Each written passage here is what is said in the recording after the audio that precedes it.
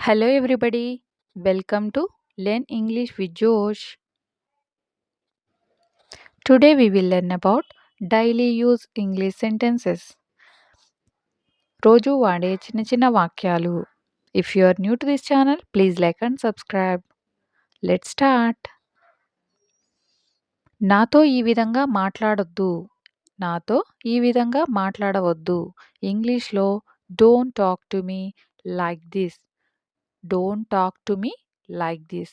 మాట్లాడవద్దు. Don't talk to me ఈ విధంగా like this ఈ విధంగా చెప్పవచ్చు. See the next one. ఇది నీకు బాగుంటుంది. ఇది నీకు బాగుంటుంది అని చెప్పే సందర్భాలలో it will be better for you.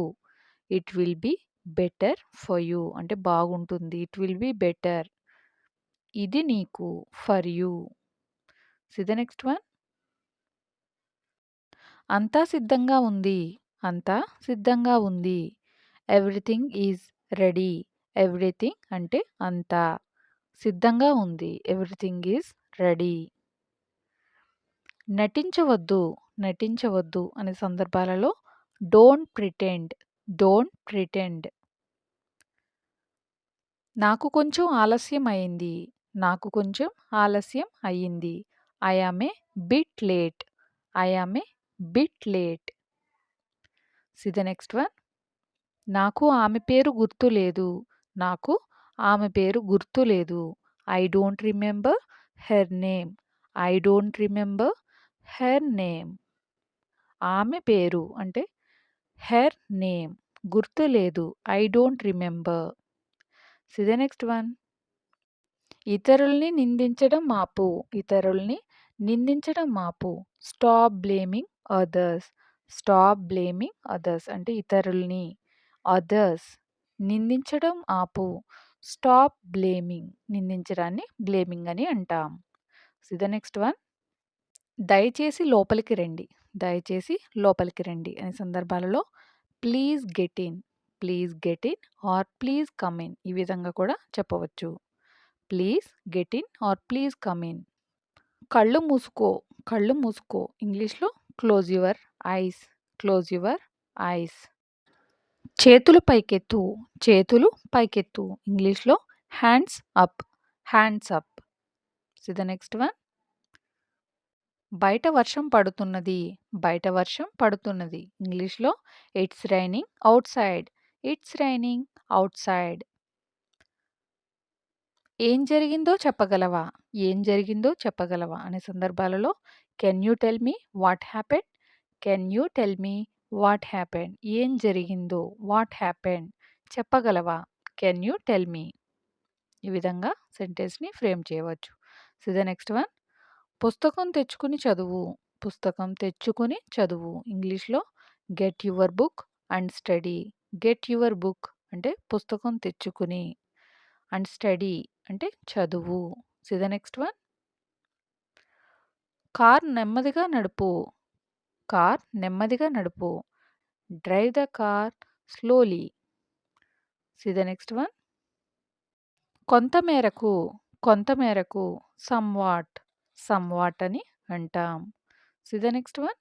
ఇంకేదైనా చూపించు. ఇంకేదైనా చూపించు. Show something else. Show something else. Something else అంటే ఇంకేదైనా. చూపించు show. C the next one. నాకు పుస్తకాలు చదవడం ఇష్టం. నాకు పుస్తకాలు చదవడం ఇష్టం ఇంగ్లీష్లో I like to read books. I like to read books.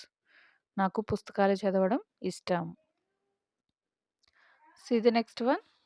నేను 2 రోజుల తర్వాత వెళ్తాను. నేను 2 రోజుల తర్వాత వెళ్తాను ఇంగ్లీష్లో I will go after 2 days. I will go after 2 days. After 2 days అంటే 2 రోజుల తర్వాత నేను వెళ్తాను. I will go. విల్ని యూస్ చేస్తాం. See the next one. కోపం వస్తుందా. కోపం వస్తుందా ఇంగ్లీష్లో are you getting angry. Are you getting angry అని అంటాం. See the next one. తింటూ ఉండు. తింటూ ఉండు అని చెప్పే సందర్భాల్లో కీప్ ఈటింగ్. కీప్ ఈటింగ్ అంటే తింటూ ఉండు. See the next one. క్రింద పెట్టు. క్రింద పెట్టు. Put down. Put down. నీకేమైంది? నీకేమైంది అనే సందర్భాలలో what's wrong with you? What's wrong with you? అంటే నీకేమైంది? ఆమె ఇంకా నిద్రపోతున్నది. ఆమె ఇంకా నిద్రపోతున్నది. ఇంగ్లీష్‌లో she is still sleeping. She is still sleeping. ఆమె నిద్రపోతున్నది అని చెప్పడానికి షీ ఈజ్ స్లీపింగ్. ఆమె ఇంకా నిద్రపోతున్నది అని చెప్పడానికి ఇంకా స్టిల్ యూజ్ చేస్తాం. See the next one. వర్షం పడబోతుంది. వర్షం పడబోతుంది. It's going to rain. It's going to rain. నీ వెనుక. నీ వెనుక అని చెప్పే సందర్భాలలో బిహైండ్ యూ. Behind you. నేను రేపు రావచ్చు. నేను రేపు రావచ్చు. నేను రేపు రావచ్చు అనే సందర్భాల్లో I may come tomorrow.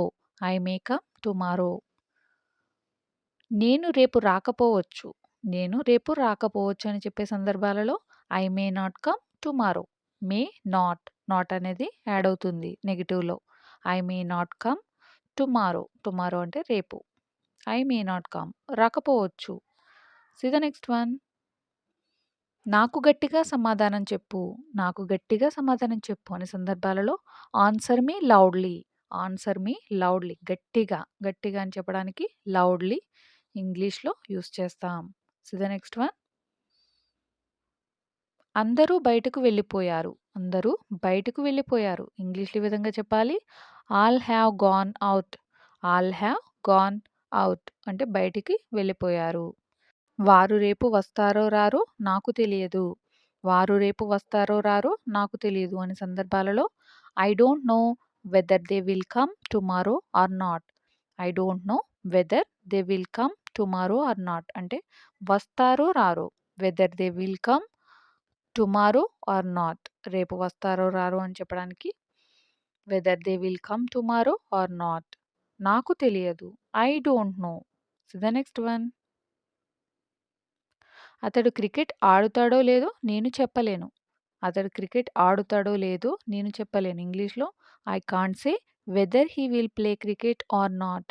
I can't say whether he will play cricket or not అంటే నేను చెప్పలేను అని చెప్పడానికి ఐ కాంట్ సే. అతడు క్రికెట్ ఆడుతాడో లేదో చెప్పడానికి whether he will play cricket or not. Whether or not use చేస్తాం. See the next one. ఆమె ఇక్కడికి వస్తుందో రాదో నాకు తెలియదు. ఆమె ఇక్కడికి వస్తుందో రాదో నాకు తెలియదు. ఇంగ్లీష్‌లో ఐ డోంట్ నో. నాకు తెలియదు. I don't know. Whether she will come here or not. Whether she will come here or not అంటే ఆమె ఇక్కడికి వస్తుందో రాదో. ఈ విధంగా చెప్పవచ్చు. See the next one. అది కరెక్టో కాదో నాకు తెలియదు. అది కరెక్టో కాదో నాకు తెలియదు అనే సందర్భాలలో ఐ డోంట్ నో. నాకు తెలియదు.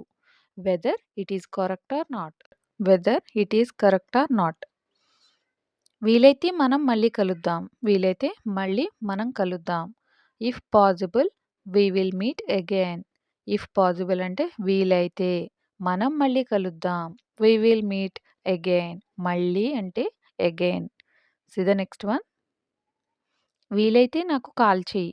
వీలైతే నాకు కాల్ చెయ్యి అనే సందర్భాల్లో if possible call me.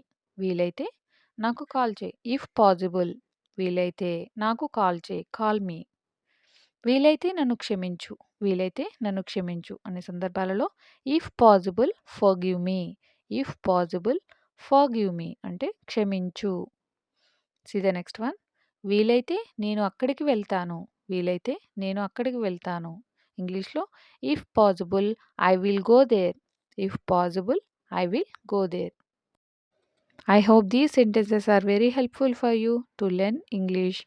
Thank you for watching. Please like and subscribe. Learn English with Josh.